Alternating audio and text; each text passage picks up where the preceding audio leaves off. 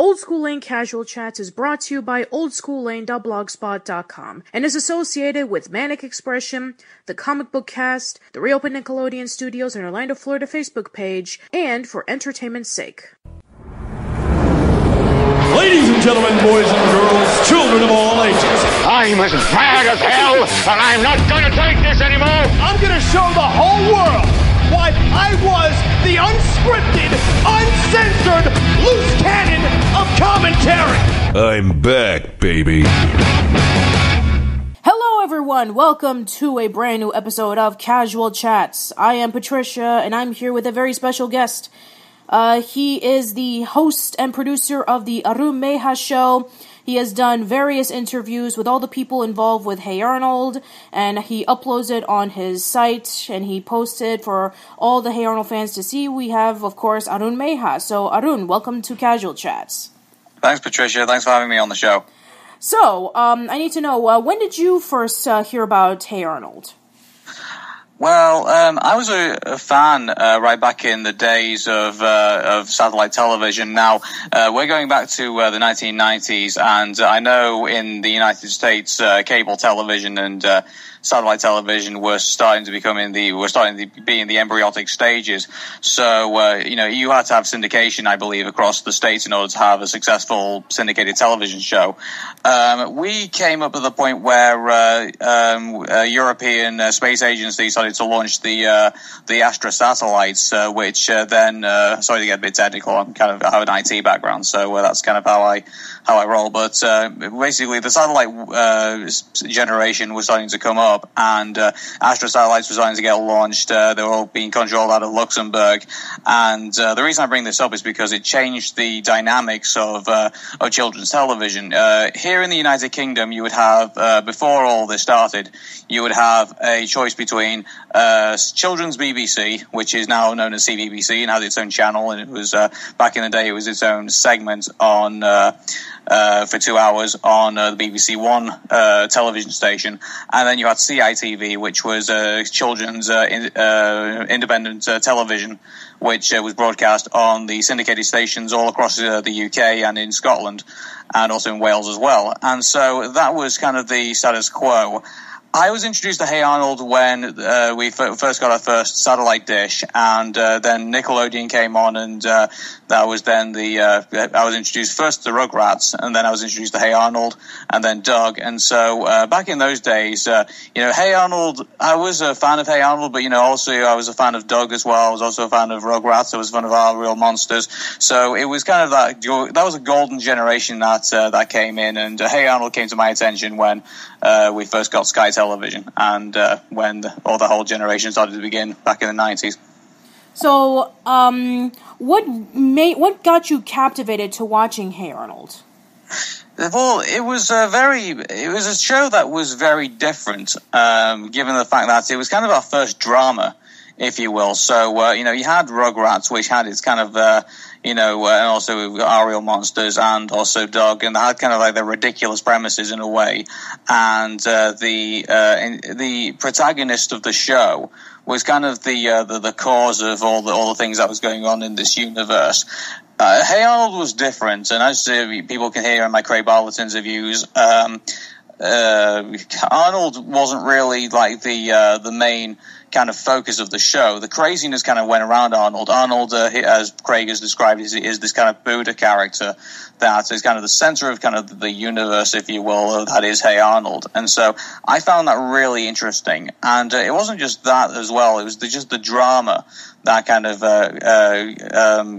got around Hey Arnold. You have Helga, who is secretly in love with Arnold, and though is very afraid to express those feelings because of what people may think around her, and also her her very bad upbringing, if you will, with Bob and Miriam, and also there's Gerald as well. And though you don't really get to see too much of also you can see that he's got a bigger brother who kind of beats on him, and also he's got a younger sister that drives him insane, and just the amount of depth that goes into the series, and the fact that we've had like 5 seasons of it that allows to kind of have this universe allowed to be built it's that's the great thing about Hey Arnold, and I think that's what makes it stand out from various other series in Nickelodeon, even like places like Cartoon Network and Disney.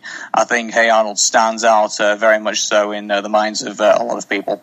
Yeah, definitely. And I think that when you compare Hey Arnold to all the other cartoons that came out during the 90s, in which it does try to focus on the slice of life genre that Hey Arnold was presenting. Like, we had Doug previously, and Doug was kind of like the one that pretty much started it in the realms of the 90s slice of life cartoons, because for the most part, we hadn't had a slice of life cartoon like that style since at least the Charlie Brown and Snoopy show, which aired around the 80s.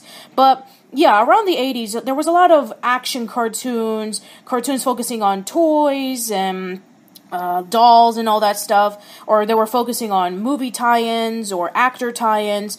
So something like the slice of life genre was pretty much non-existent until Doug came along. But a lot of people say that Hey Arnold was the one that took the elements that Doug did and did it better.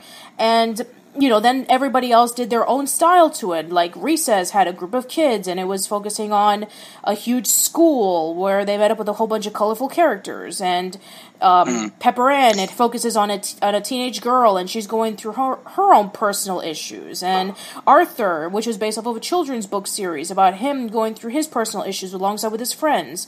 And, you know, so on and so forth. So, yeah, I mean, out of all of them, a lot of people still regard Hey Arnold as, like, one of the definitive cartoons that came out in not only for the 90s, but for all time, because it was able to make everything grounded, but at the same time, it gave it a huge amount of imagination towards the city and towards the legends that Gerald would say, and towards the crazy characters, and just everything. Everything about it just made it so unique, and I think that's why for even the new generation who are watching it on the 90s or all that in the splat, they can easily gravitate to it, because there's just something there that people can see and they can really appreciate and not just feel like it's absolutely dated. I think also one thing as well, I mean, you can see now that Arnold has gained some influence, and, you know, now you see cartoons around today like Adventure Time and also Gravity Falls, and which, you know, sadly ended, but, you know, you can see that they're somewhat taking some kind of influence from the Hey Arnold series. Like, they're going to go more in depth with their characters. They're trying to push the boundaries as well. I mean, for those of you who do not know, Mr. Simmons was one of the very first gay characters on Hey Arnold. And now it's you look at some of the cartoons today, and it seems to be kind of approaching the norm. So I think with Hey Arnold, I think there was some innovation in there, which now kind of transcends into cartoons of today. And I think you know, animation now, I think, has benefited from the fact that you know, cartoons like Hey Arnold and also other cartoons as well that pushed those boundaries in the 90s is now having that massive influence today.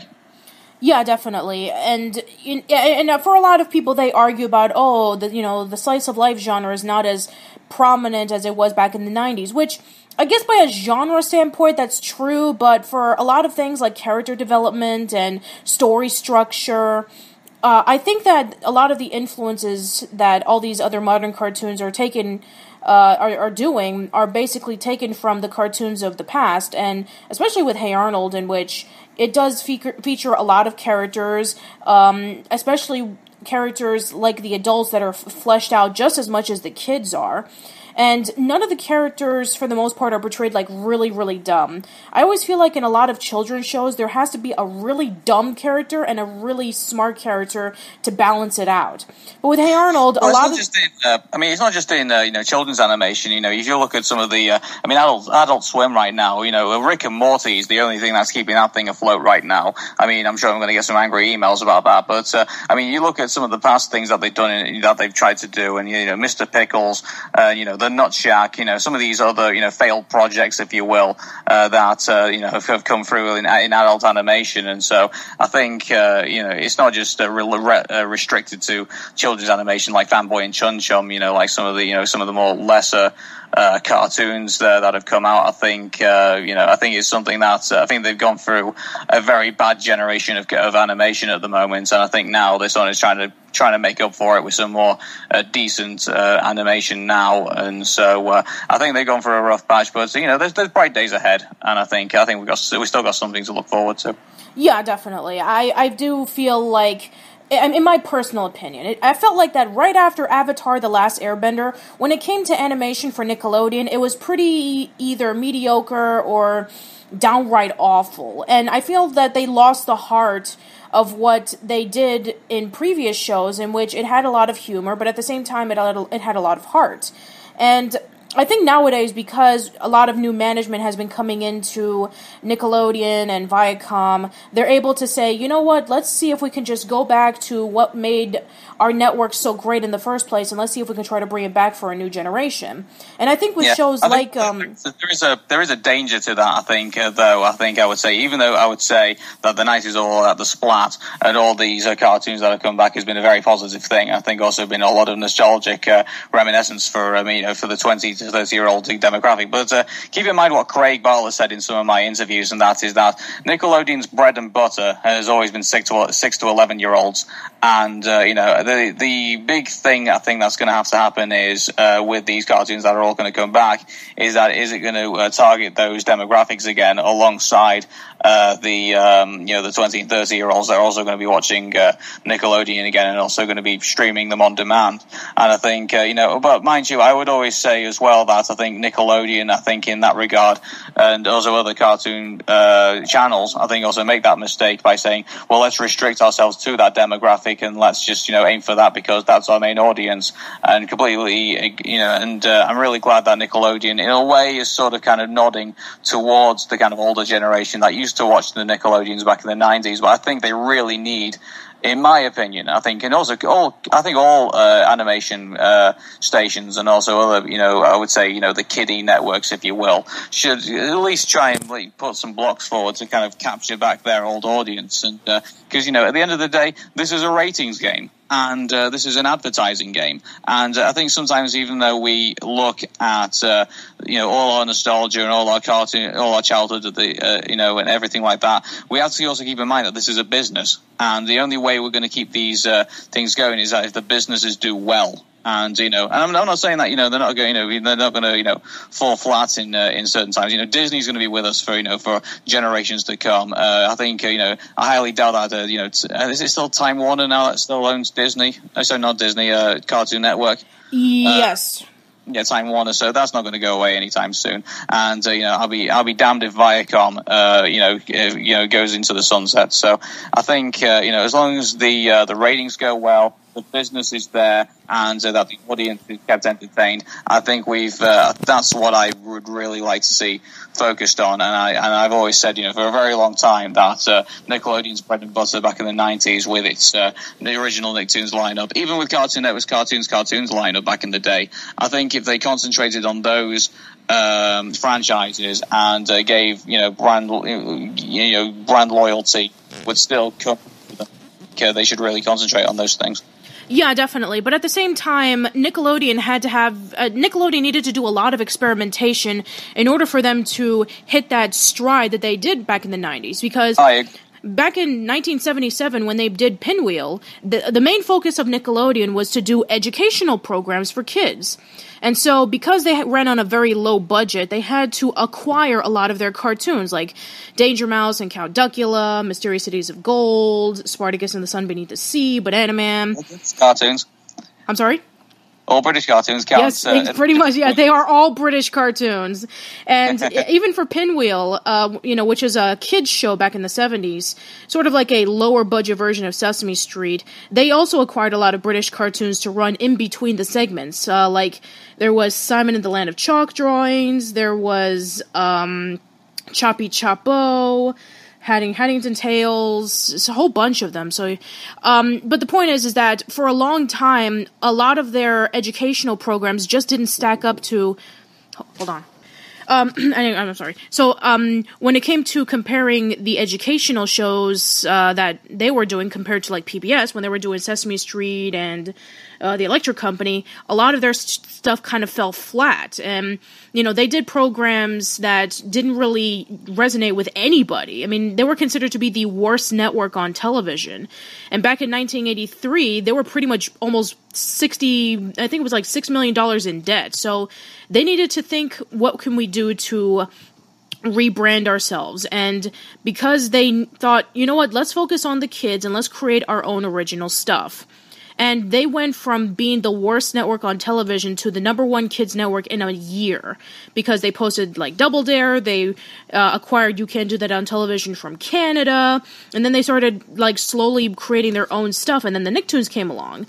So yes, I do agree that they do need to focus a lot on, you know, their nostalgia, because that's where the main market is with a lot of the views that are coming up. I mean, I know a lot of people who want to see the shows that are featuring on the Splat at Nick at Night. In fact, they don't think that Nick at Night is even relevant anymore, because they could always watch TV Land. And let's see and so I do understand. I mean, don't get me wrong, I love all the stuff that's been airing on the Splat. I mean, they pretty much have been airing, I mean, either like the mainstream or pretty much obscure Nickelodeon shows that nobody even talks about anymore for a new audience. I mean, just last weekend they aired Kablam. They haven't aired Kablam in almost a decade.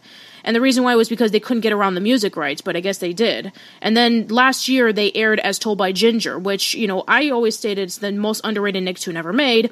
And now, as of like this, well, it was underrated. It won quite a few awards last time I checked. So As Told by Ginger, I think was a very successful television show. And I think the big problem though you had is that I know a lot of people miss As Told by Ginger, but you look at the library of episodes, and also you look at the TV specials that they made as well. It's like, you know, it was getting a bit dry towards the end of it, and even it was to the point where, you know, Ginger Fatley looked like she was going to have to, you know, the adventures were starting to come at a point, and then you saw at the end of the very last episode, you see that she'd written the book and that, you know, and it did feel like a good way to end off. And I know there are rumors right now that As Told by Ginger is going to come back in some way, shape, or form. And it's not happening. Trust me, I've debunked that rumor already. The rumor that was spread for the last couple of months, it's not true. Yeah, well, you know, even if they did decide to do it, I mean, it's like I'd be very interested to see what type of direction they would go in, because right now the As Told by Ginger, you know, universe, if you will, from start to finish, I think, you know, suits it pretty well.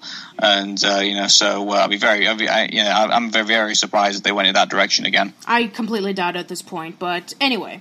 So yeah, they started airing more of the obscure shows, and it started getting people interested again, but I feel that for a lot of people, you know, they've seemed to miss out on, like, what made Nickelodeon so great in the first place was that it was basically, you know, that they were able to bring in a lot of creativity over to their network that none of the others did at the time. Like, when Cartoon Network was just starting out, they were airing their old Hanna-Barbera cartoons because they had the rights to it, and then they created their own stuff, and they became successful.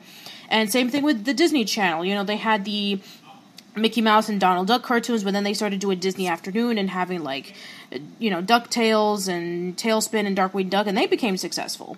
So I do love the direction of the Splat, absolutely, but I really hope that, you know, because that Nickelodeon's been going through this momentum, they can start focus, you know, just as much on creating original content as much as airing the content that has gotten them really recognized in the first place. So I would love to see that balance. You know, some of the content they could generate, I think, you know, I would say, you know, again, I was talking about the, you know, the Nickelodeon's focus right now is 6 to 11, as Craig Bartlett stated before.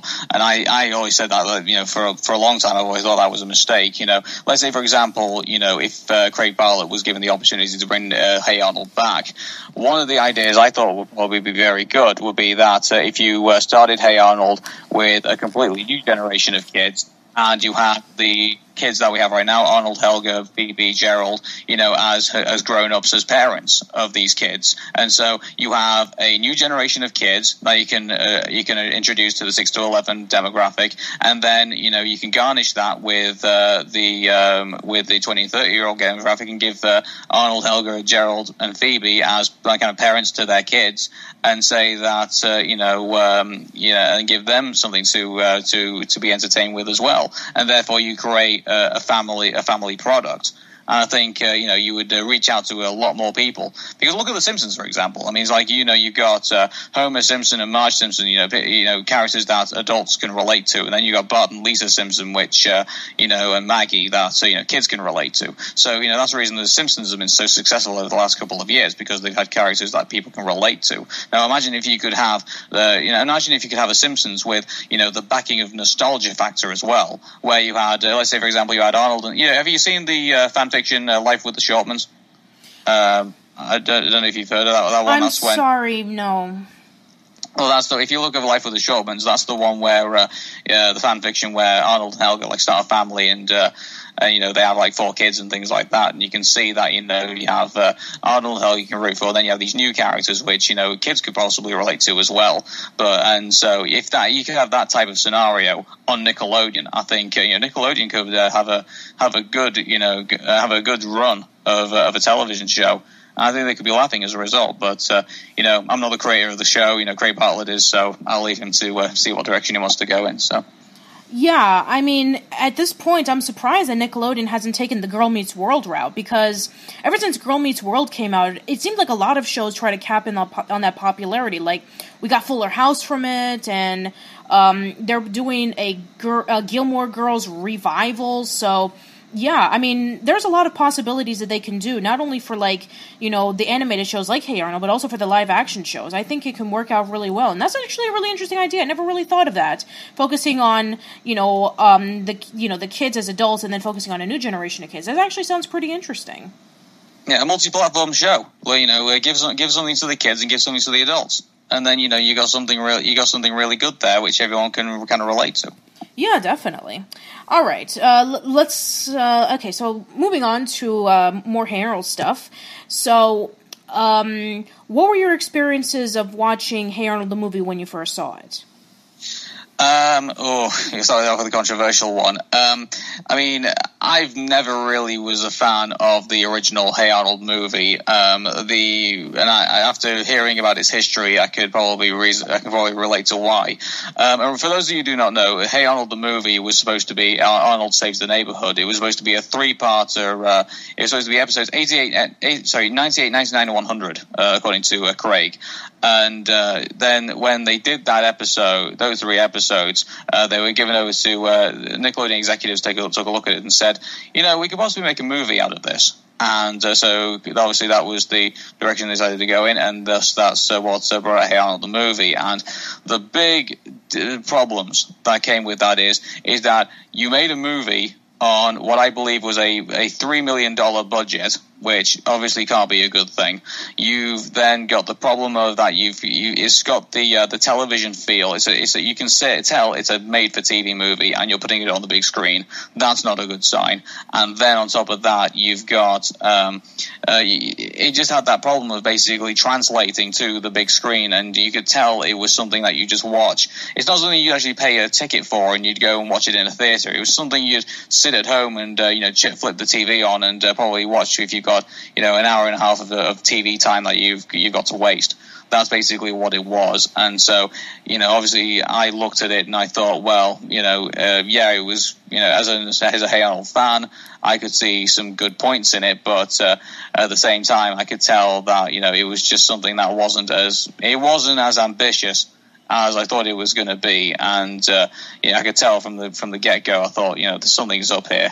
That's about this movie. And then when you look at Rotten Tomatoes now, and you see it's going on 31% rotten, It's like, it's and then we can just see the amount of money that it made. 15 million at the box office. Lilo and Stitch wiped it off the map. It wasn't that great, and it was also one of the death nails in the Jungle movie, which I hope we'll get to in a moment. But yeah, I could definitely say from the historical standpoint and from the way that it transpired out, I can't really say that I'm a massive fan of the movie. I'm more of a fan of the TV series than the movie. Don't worry about it, because I feel the exact same way. I do not like the movie either. If anything, I like Recess School's Out a lot more than Hey Arnold the movie. Well, Recess School's Out was, I think its thought process was correct. I think the one thing that held it back is that I think it looked like it was done on a certain amount of budget. I think it could have been made a bit more epic than I think it could have been. I think they could have applied a bit more to it, and because to me it looked like because it was actually released in theaters here in the UK, and I took one look at it and thought, this is straight to DVD. It's like, why would you have, attempted this? And I know the characters from Reset, Gus, Spinelli, TJ, all these guys have brand value. I get that. But I just think it wasn't the best of ideas, I think. The Rugrats movie made sense because obviously that was the ambition. It was to get it into theaters and make a lot of money out of it. And it made 120 million worldwide. But, with things like Recess School's Out, and I think with Hey Arnold the movie, I think, comparing those two, Recess School's Out works as a movie because I think his ambition was to be a movie and to be kind of a leg up from the actual television series itself. Well, Hey Arnold the movie was basically morphed from the television series itself into kind of this theatrical release. Yeah, from the very beginning, that was supposed to be a theatrical movie. Joanne Sullivan and we were talking about that 2 years ago, and he was telling me about, Disney allowed us to make a theatrical movie based off of Recess, and we knew we had to make it bigger than what the TV show was. So at least there was that. But you're right. Hey Arnold, the movie, was made for TV, and then it was put into the theaters. And I guess it didn't really help much that both of the Rugrats movies made $100 million, and since, the next project for Hey Arnold was going to be the Jungle movie, they needed to put something out there. So I guess, they felt that, hey, you have this TV movie, let's put it in theaters, and let's see if maybe it'll be as good as the two Rugrats movies. I think it was Nickelodeon's idea that maybe they could do movies on the cheap. So, what else happened after Hey Arnold the movie bombed? Ours Real Monsters the movie got cancelled. The next Jimmy Neutron movie got cancelled. Ren and Stimpy movie got cancelled. Various other film projects that Nickelodeon had at the time got thrown in the dustbin because they thought, well, maybe we can do, if Hey Arnold let's say Hey Arnold the movie actually worked. Could you imagine Nickelodeon throwing out movies with budgets under $10 million? It would be absolutely unheard of. Yeah, pretty much. Crybaby Lang was originally supposed to be in theaters, but then because, it was deemed too scary, they decided, let's just do it for TV, aired it once, never did again. And if you want to know about other canceled Nickelodeon movies, I did an entire miniseries on another YouTube channel that you can go check out, where I discuss about all of the Nickelodeon movies that were supposed to happen but never did, and some of them I can understand why they didn't, because some of them, the way that Nickelodeon was going to do it was going to be terrible. And then others, I wish it would have happened. But, what can you do? I'll give one credit to Nickelodeon for cancelling movies. They dodged Doug's first movie. At least they not got that credited to their name. Yeah. Anyway, so I guess we can move on to the Jungle movie. So when did you first hear about that? This is the thing about Nickelodeon here in this country. I don't know what it's like in Nickelodeon in the US, but I can imagine when they do series, they put all the series in episode order. So basically, you get the first episode up to the 10th episode for a season. Just stereotypically. In the UK, we had our episodes kind of like mixed up, if you will. So the idea of Nickelodeon is that they worked on the logic is that there's no last episode, so they mixed up all the episodes amongst all the seasons and things, and so they would just play them on replay, and that would just be basically reruns, and that's how Nickelodeon UK has worked ever since. Things haven't really changed that much, except for the fact we get SpongeBob SquarePants pretty much 24/7 in some cases. Oh, trust me, we get that all the time as well. Yeah. You know that? Have you seen that meme with John Cena's entrance theme playing at at max volume? I get that with SpongeBob SquarePants themes, like SpongeBob SquarePants, yeah. Okay, to be fair with SpongeBob, I was too old when that show came out. I was 13 when SpongeBob was airing, and I didn't really get attached to it as much as everybody else did when the show came out. And, I do like SpongeBob, I respect it, but just seeing SpongeBob everywhere, it was mind-boggling to me, because I remember seeing the first... SpongeBob SquarePants to Nickelodeon is what John Cena is to WWE. Again, I don't really know too much about wrestling, but I will take your word for it. Yeah, well, I think some people will, but I'm trying to find a bit. It's like, I don't think you know just that football either. It's what Wayne Rooney is to Manchester United back in the day. But this is the thing, and this is what Nickelodeon ran into a big and massive problem with. They surrounded themselves around a very popular character, and then they never gave anyone else another excuse to watch another show. And, until Avatar: The Last Airbender walked in, and then it's like, oh, okay, then we got something else here. I never really was a big fan of the Fairly Odd Parents, but, I think, anyway, moving back on to the Jungle movie, we're going to talk about that one. Well, that's okay, because, you're right. For the most part, for some people, they do argue that, yes, SpongeBob was the one that pretty much overshadowed pretty much everything. For the Fairly Odd Parents, I would say that it was on par with SpongeBob for a time.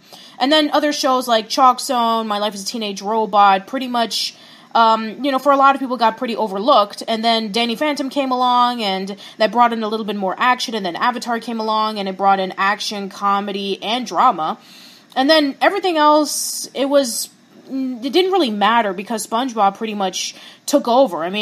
Nobody really talks about El Tigre or the X's or Cat Scratch or the Mighty Bee or anything like that compared to SpongeBob.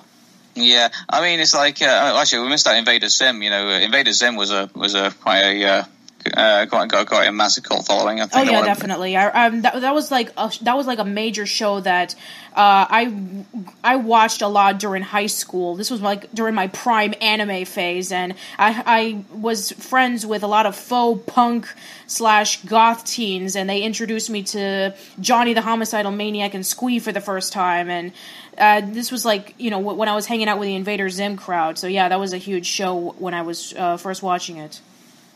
Mm-hmm. Anyway, so the Jungle movie. Where are we going with this? So continue.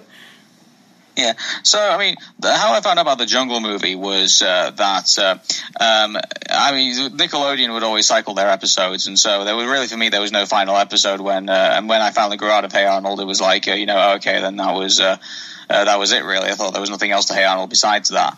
Then in 2009, I understood there was an episode which I'd missed, which was actually called The Journal. And so I watched The Journal, and I could not, after I watched the final third of the second part of The Journal, I could not believe that Nickelodeon would not have continued with the story.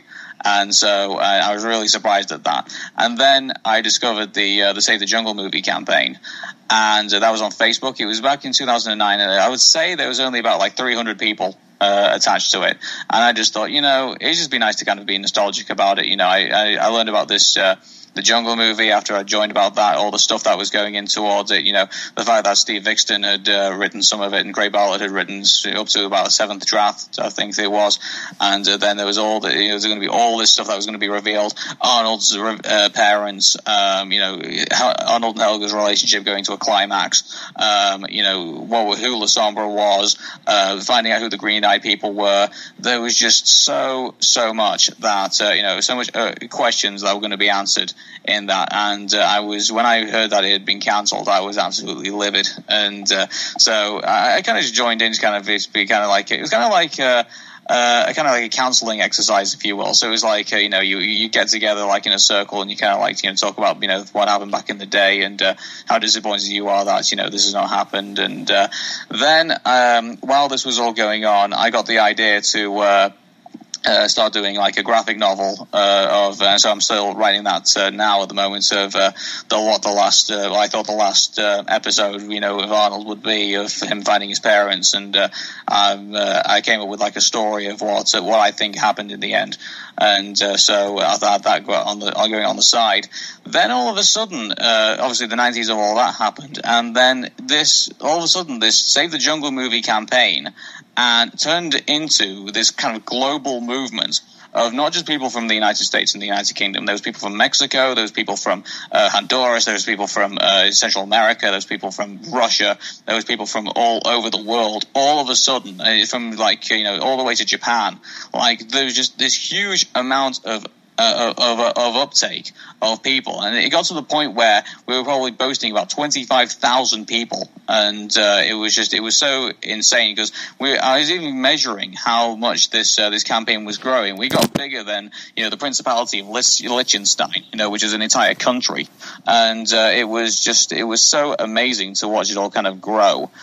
And then I just decided, I was doing the Arun Mehta Show at the time, and I got to be honest, I was kind of getting a bit annoyed with my radio station at the time, and with the way things were going. And I just decided, I was talking about politics at the time, and we just come off Barack Obama being elected president of the United States, and I decided I wanted to do something different after talking about politics for a good long period of time. And I just decided, I'm part of the Save the Jungle movie thing. I'm talking with all these Hey Arnold fans. Why don't I just give them what they want? Because they started listening to my show the minute I started, I'm doing this radio show while I was doing it. So I contacted Craig Bartlett over Facebook, which was a really bizarre concept for me, because every time I've contacted guests, from originally I used to contact politicians, and they would either do it through their their representatives, if you will, kind of like their front people, their PR campaigns and people like that, or they do it for email.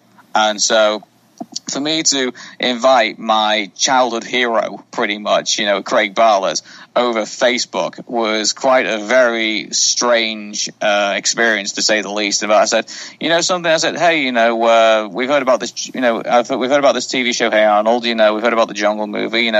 All these fans, have really appreciated everything that you've done over the years. They'd really like to hear from you again. And unbelievably, probably about a couple of days later, he replied back to me and said, yeah, let's do an episode. So you could probably imagine me sitting there in this really bizarre way. I just started doing, I come out of my professional kind of broadcast studio, if you will, and I'm now at the point where I was kind of like doing kind of homebrew broadcasting in my bedroom. And here I was about to kind of pick up the phone and call LA to talk to somebody who had inspired me throughout the 90s, and it was such a strange experience doing it, and my nerves were just racking. I'd never felt this nervous since I did my first radio show back in the day. And so when Craig Bartlett picked up the phone, he said, oh, hey, Craig, it's Aaron. It's like, oh, hey, Aaron, how you doing? And so we kind of just talked over a couple of things before we started the show. And I got to be honest, I was very nervous to kind of press the record button. And I would say there was probably like a good 20, 30 minutes of silence before I started the show, and I spoke to Craig, and I was hoping he's thinking, oh, I hope I don't think I've just cut him off, or I've just, not started talking to him or anything like that. So anyway, I just hit the button, I started the show, and I think you could tell through the first Craig Bartlett interview that I did, I was really nervous to talk to him, and I kind of didn't want to cross over any lines or anything like that, because, you're talking to your hero for the first time. And so I would say, I did the first episode, and I try not to be. The big problem with me is that when I did interviews with politicians, and as we all know, politicians do not give you a straight answer, and so you have to get quite competitive with them in order to kind of get what you want in.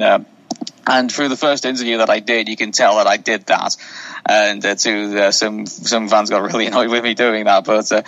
When that happened, but we did the interview, we did that, and it went out. And I have to say, when I first went out, it probably hit a good couple of hundred people, and it was probably one of my highest rated episodes that I did. And I thought, oh well, this is really good. People are really taking interest to this, and now people are starting to find out about the Jungle movie, starting to find out about Hey Arnold again. And this is really starting to take off. So, naturally, my thought process was, I'm going to do a second one again. And then a third one happened after that. And I just thought, well, this is turning out to be a really spectacular thing. And, we thought, I might as well just do this annually. So, the one thing I wanted to do, though, with these Craig Bartlett interviews that I do, is that I didn't want them just kind of like just me, kind of being greedy and just asking, all the questions I want to ask. So now I've started doing it where people email in questions or put them over Twitter or put them over Facebook, and then give me the opportunity to ask Craig these questions. And I tell you what, when we first did these ones, the questions in the second interview, we literally got hundreds upon hundreds of email, to the point where I was getting emails from my email provider saying that, there's a huge amount of traffic going on your email server. Are you sure everything's okay? And I was like, yep, it's perfectly fine. This just Craig Bartlett, Hey Arnold fans emailing to ask Craig Bartlett all sorts of questions. Everything's going okay. And so we've just been doing that now. I think so. We came off the 6th one that we've done now, and it's been just such a massive success. And I tell you what, you wouldn't believe how amazing the last one was. The fact that that actually happened, and it's post the announcement that we've now finally got the Jungle movie back on the rails again, and we're looking to get it done by November 2017. And I'm really looking forward to it, if Craig's not going to be too busy to do it. One of the things I've always said about Craig is that he's really, I really do appreciate what he's done, and I've just, I really love the fact that he's really generous with the interviews that he's given with me, because at the end of the day, I'm not the BBC, I'm not PBS, I'm not I'm not Fox News even, and I definitely don't want to be Fox News. It's like I'm not a massive news organization or anything like that. I'm just a guy with a mic and an opinion, and it's like with probably like 500 downloads a month. And the fact that Craig Bartlett wants to really have these really entertaining interviews and entertain all these Hey Arnold fans, it's like it's I can't believe how he's just so amazing. And as you can always tell, I'm struggling to get the words out, and I'm not one who's usually lost for words, and so I'm just really thankful that he's given me all these interviews and that he's done all these amazing stuff. And I'm really glad that the Hey Arnold fans could pay him back and say that, hey, here's the chance for you to make the Jungle movie again. Here's the chance to end the series. And I'm really looking forward to seeing if there's going to be a 7th interview, where we're about a month away from the release, the premiere of Hey Arnold, the Jungle movie, and seeing what kind of questions and what kind of information we're going to get out. So it's really exciting. Oh, definitely. It is really exciting. I've already told this story many times before, but I might as well just say it one more time, so I apologize for all you listeners. So, I already knew about the Jungle movie ever since around, 2003. So, 2002, 2003, I was already in high school, and I've been hearing about it from, Nick.com and interviews that Craig Bartlett used to do, on, these live Nick.com streams, they used to, go on to, the instant messaging thing. Yeah, remember that?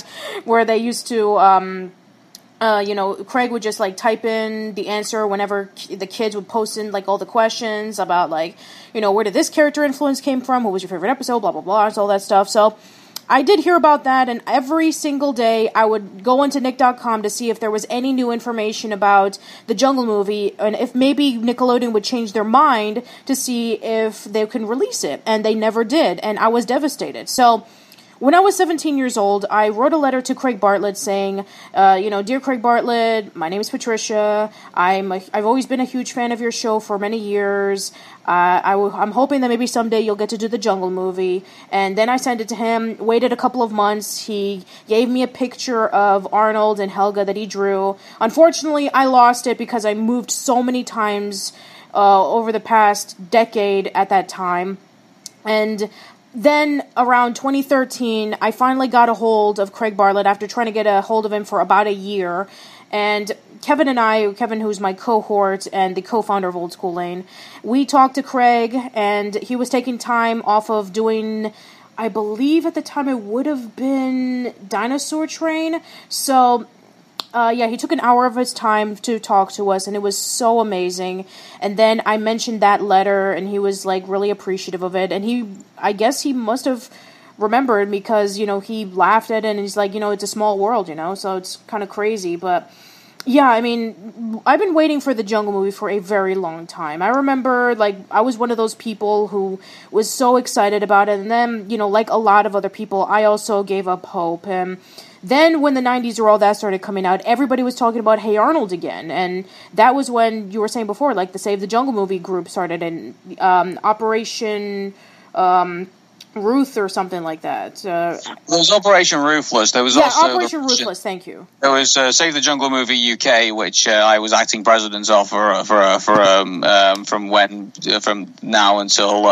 then until the Jungle movie got released, and then there was also the Russian variant as well. I can't remember what that. I do apologize to all the Russian Hey Arnold fans out there. I can't remember what their group was called, but this was a coalition of people who really cared about what was going on, and so there was a lot of information sharing that was going on from the guys in the United States to the guys in Russia to the guys in who also were part of other groups as well. There's also a group to save the Patakis as well, which is still going to this day, and so it became, I don't know, I think the 90s of all that, I think, really energized the base, and I think it started to get people going, and that's what gave birth to the massive petition that ended up getting physically printed out and then sent to Nickelodeon. Whether they appreciate that or not, I'm not too sure, but because there was like literally hundreds of thousands of thousands of signatures on these stacks of paper, which was sent to Nickelodeon Studios.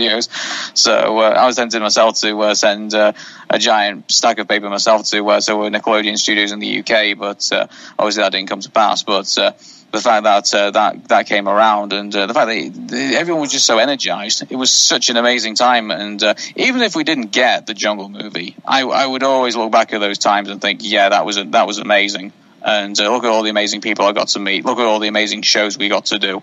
And look at how great this whole community was. And even it's still a great community now. You go on, there's still that Facebook page is still there, and they're all still talking about Hey Arnold, and it's still going to be there until I think when the Jungle movie finally comes out. And what happens then, who knows? But it was just such an amazing thing to be a part of, and I'm very happy to have had that experience. I can imagine, because being involved in such a massive group like that, wanting to see something come back, I mean, dedicating all your time to see if maybe it could be a possibility. I mean, this was at a time in which we didn't have Netflix or Hulu or anything on demand, and we had to rely on TV viewings. So, when you put something online to see if maybe it can work out, I mean, you meet up a whole bunch of friends, you try to see if maybe you can do special events so you can be able to spread the word out. I mean, I can imagine that being I can imagine that being a lot of fun to do, and it eventually did pay off, because now we're getting it. And similar to Craig, when he was in my podcast, and this was before the movie was even announced. I mean, he didn't know for sure if it was going to happen. He was like, we'll just see what happens, buy the DVDs, hope for the best. And so I still cannot believe that it's going to happen. It's just mind-boggling. I feel like that I'm in a dream. This is just a dream right now. So, yes. Well, I keep waking up every morning and thinking, oh wow, this is happening. It's like this movement came together and has brought this movie about. And also keep in mind as well, Craig also did his thing as well. And also let's not keep in mind as well, there's also animators within Nickelodeon themselves who also were big fans of Hey Arnold. And I think that's one of Nickelodeon's main strengths at the moment. The people who are not just animating the cartoons, not just coming up with the ideas. These were 90s kids themselves. And, these were fans themselves. And I couldn't imagine having a better team that grew up in the 80s and the 90s when, animation was just, booming at that time. And when there was just so much choice as well, there was so much to inspire yourself around. I mean, in the UK, you didn't just have Nickelodeon, you didn't have Cartoon Network. We had the Children's Channel, we had Fox Kids, we had the Disney Channel, we had, there were some other kind of like, cartoon channels that were just kind of like, companies coming together and saying, maybe kids TV will fly, and let's just, put some channel together and let's just see how it goes. And so there was a lot of programming at that time, and there was a lot to be inspired by. So, I think I would love to have a team right now. I think that's Nick Animation Studios has got, because it looks like, it grew up it was incubated at a time where there was just so much to be inspired by. Yeah, definitely. It's just I'm really glad that this is happening, and I cannot wait for what's to come. So let's talk a little bit more about your show. So what made you decide to, after you interviewed Craig Bartlett for the first time, what made you decide to branch out for all the other people who worked on the show? Well, it just was opportunity, really, because, Justin Shankaro came about after Justin Shankaro actually joined the Save Jungle Movie campaign, Facebook page. And I just thought, well, it's like, let's see what he has to say about it. And, he wanted to promote some of his other projects as well, which, which was really cool, because, he was doing something at the time called He Don't Got Game, which was kind of like, he was playing like this really comical character who was trying to like score with ladies, and he would just, comically fail, no matter what he did, and that was just really entertaining to do.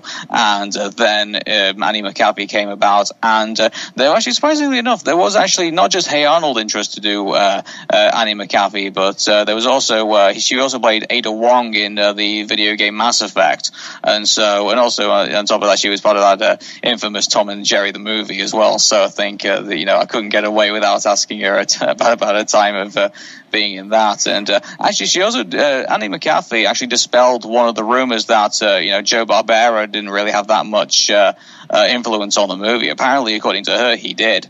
So it was really nice to have that kind of like insider scoop of like what was going on during the time of when things were being created. And it was just I just decided, hey, let's just go with these other people. So Justin Shankaro came about, Annie McCaffey came about, Olivia Hack then happened, and then all of a sudden, Jameel Walker-Smith, I called him up on his mobile and, his cell phone, for all you guys in the States. And next thing we're having this really entertaining 20-minute conversation about, some of the stuff that he's done. And I was really intrigued by Jameel because he did a short film which was based on a soldier who had gone to Afghanistan. And so that was quite entertaining as well. And also the fact that we've recently had the release of the Chilcot report about the Iraq and Afghanistan invasions. I would like to actually ask him again what would he think his character in that movie would have thought about the recent releases of like reports into like what's happened in those times. So it wasn't just a Hey Arnold aspect. I think that's kind of guided me towards other characters other voice actors. I think it was more what other things they did as well, because once you've been a voice actor for something, it's like for something as massive as Hey Arnold and something as massive as other projects as well, that work doesn't go away. So it was really cool to just kind of talk to everybody kind of about all the stuff that they did, not just with Hey Arnold, but, for like in Justin's case, it was like with Recess and with, what was the other show? He actually appeared on The Fresh Prince of Bel-Air, I believe, as well. And so he was really entertaining to talk about all of that. And, same with Annie, with not just with Phoebe, but with playing Ada Wong in Mass Effect and playing in the Recess as well, I believe. And then there was with Jameel, it was just going all around the bases with all the stuff that he's done. So it was more just kind of like exploring kind of what they were really up to with outside of Hey Arnold and not just with Hey Arnold itself. Who was your favorite interview so far? I would be lying if I would say it was one of the Craig Bartlett interviews. I think, if anything, the last right now, just because it's just happened so recently, I'd say the last Craig Bartlett interview is probably my favorite because it's the one post the Jungle movie. So as you probably imagine, there was some quite juicy stuff to kind of go into, and it was quite shocking really to hear that Lila's not going to be in the Jungle movie, because I thought given that Lila's had quite a lot of influence in the Hey Arnold TV series, I thought she's going to come in and kind of like put her imprint on TJM, but apparently no, that's not going to happen. So that was quite a scoop in itself. And also it was kind of fun to kind of like say that ask you, Craig, is there going to be any claymation effects in the Jungle movie? And so that was quite a fun joke to put in for that. So yeah, it was I think that's been my favorite Craig Bartlett interview so far, but I got to be honest with you, and that's me saying it now. You know, probably ask me in a couple of months' time. You ask me what's my favorite interview, I'll probably say something different. So that's fine. Yeah. That's fine. All right. I guess we can wrap things up. So, what are your expectations for? I mean, what would you like to see happen in the Jungle movie? I actually have written out, a script for like my own idea of what the Jungle movie would be, but obviously I don't want to like spoil anything in case because right now the only reason it's not going any further is because I've currently got other things currently going on in my life. But my hope would be is that Arnold obviously finds his parents, Arnold and Helga get together. And obviously, if anything else that Craig wants to throw in would be a bonus, and so I'm really open up to the idea of any other ideas. The one thing I would be actually there was one thing I thought would be funny, and that is that I discussed when the movie actually started going into production was that what if the green-eyed people actually all these people what if they actually all had Arnold has a football head, and apparently according to one interview that I remember back, I can't remember exactly when, but I remember Craig saying that his head was somewhat related to the green-eyed people, and I was thinking like, wait a minute, are we going to possibly see a bunch of tribes, a tribe of football-headed people? And so I thought that was that was a massive laugh with me and Josh and Ajaya when we had that, and I just thought, that would be. I probably would burst out laughing if I saw that, and so whether that. It would be funny to kind of see that and see that actually happens. But, right now, besides, obviously Arnold finding his parents and, obviously Arnold and Helga kind of sealing their relationship, I think, I'm open up to any other ideas they want to throw out. Craig wants to throw at me. So I'm an open book at this stage. All right. And what are your favorite Hey Arnold episodes?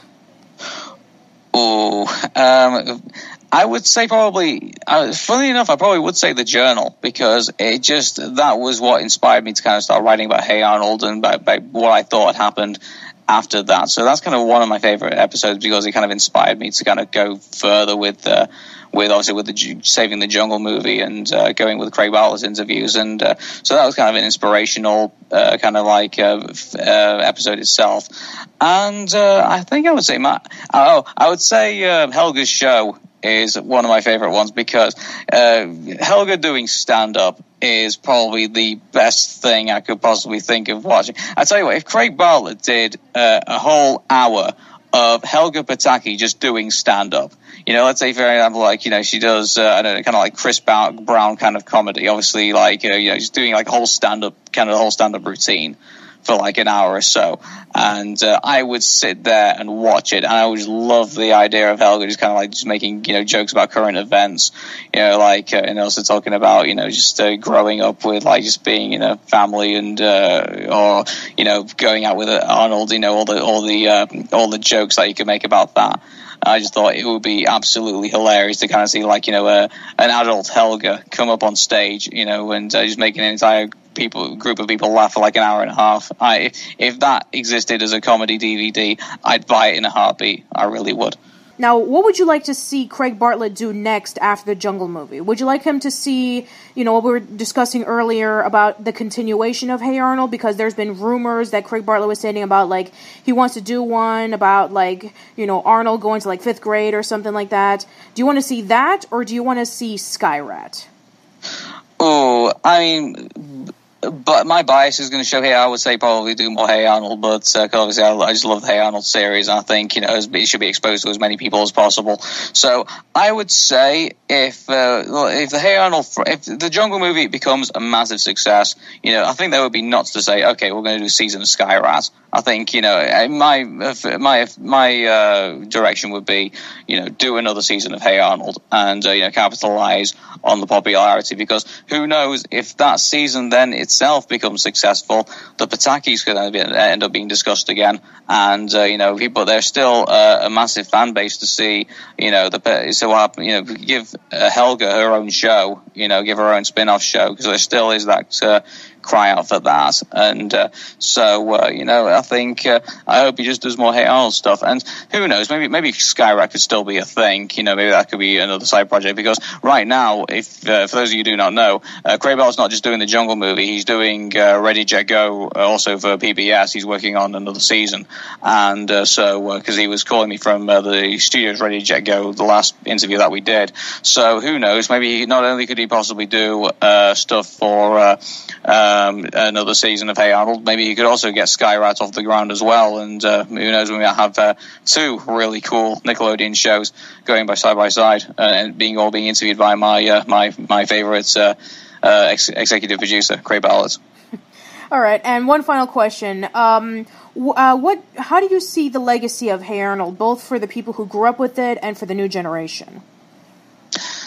I think the legacy has pretty much been played out now. It's the fact that it's created such a huge amount of passion amongst people, not only to see Hey Arnold come back again, but to bring out the same methodologies that Hey Arnold started off with. And you got TV shows like Gravity Falls.